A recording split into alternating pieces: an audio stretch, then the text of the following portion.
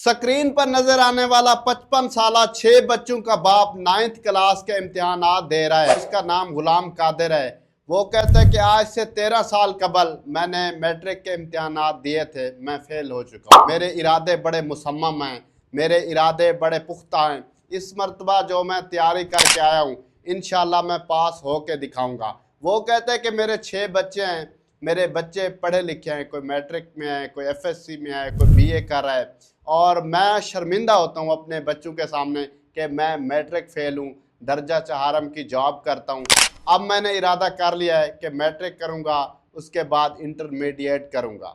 55 साला गुलाम कादिर जब कॉलेज में पेपर देने आया तो 15 साल के, 16 साल के या 17 साल के बच्चे और बच्चियाँ 55 साला गुलाम कादिर को देखकर हैरान हो गए।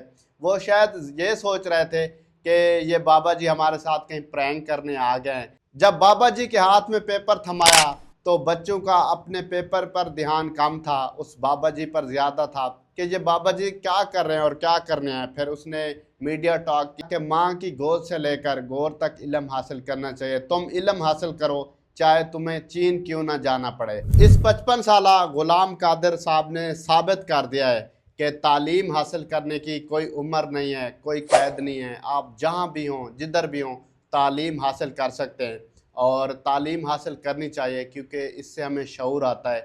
55 साला इस गुलाम कादिर के बारे में आप क्या राय रखते हैं?